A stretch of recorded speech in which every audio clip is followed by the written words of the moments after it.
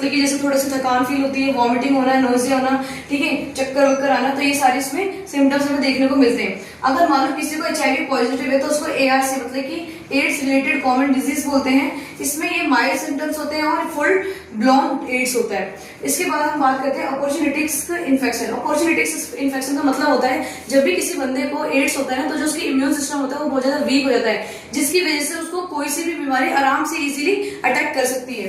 तो जैसे यहाँ पे आता है ट्रांसमिशन ऑफ एड्स। तो जो ट्रांसमिशन ऑफ एड्स की अगर हम बात करते हैं तो ये ब्लड कांटेक्ट में आने से होता है, किसी को हग किस या फिर किसी का हैंडशेक करने से नहीं होता है। ये किस वजह से फैलता है? किसी के ब्लड कांटेक्ट से फैलता है। ये इन्फेक्टेड निडल्स, जैसे मान लो किसी को इंजेक्शन लगाया और वही इंजेक्शन अगर आपके साथ वो यूज कर ले तो वो उससे फैलता है। मदर टू चाइल्ड से कैसे आता है? जैसे कि फ्रॉम प्लेसेंटा, जो मदर को अगर किसी मम्मा को एड्स है और उसका बेबी है उसके वॉर्म में, तो उसके प्लेसेंटा से उसके बेबी के अंदर जाएगा, और या फिर मदर के मिल्क के थ्रू। सेविंग रेजर, जैसे मान लो किसी ने अपनी सेविंग्स वगैरह बनाई है और उसी को कोई और बंदा यूज कर लिया, अगर उसके ब्लड लगा हो तो उससे फैल जाएगा। सेक्सुअल कॉन्टैक्ट से फैलता है, इसी रेस को हम बोलते हैं सेक्सुअली ट्रांसमिटेड डिजीज।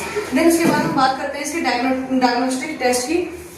तो होता है जैसे एलाइजा, जिसको हम बोलते हैं एंजाइम लिंक्ड इम्यूनोसॉर्बेंट एसे, ये सॉर्बेंट है, ठीक है। तो इसमें क्या होता है कि यहाँ पे जो एंटीजन होता है ना, उससे यहाँ पर एंटीजन से हमारा एंटीबॉडी बाइंड होता है। तो जो हमारा एंटीजन, जैसे मान लो कोई भी एंटीजन हमारी बॉडी के अंदर आया, तो हमारा जो एंटीबॉडी है ना वो 5 से लेकर 7 दिन तक हमारा टाइम पीरियड लेती है एंटीबॉडी बनने के लिए। तो यहाँ पे अगर आपको एलाइजा टेस्ट जो होता है वो 5 से 7 दिन तक के लिए होता है, जो उसका प्रोसेस होता है। अगर आपको जल्दी टेस्ट करवाना है एड्स का तो आप यूज कर सकते हो PCR। तो PCR से क्या है, आपको कोई भी एंटीबॉडी का वेट नहीं करना पड़ेगा, डायरेक्ट आप वहां पर देख सकते हो कि RNA से मतलब कि जो भी आपका DNA है उसमें कोई भी चेंजेस हुआ है या फिर कोई भी RNA आया है, तो आपको पता लग जाएगा कि वहां पर एड्स हुआ है।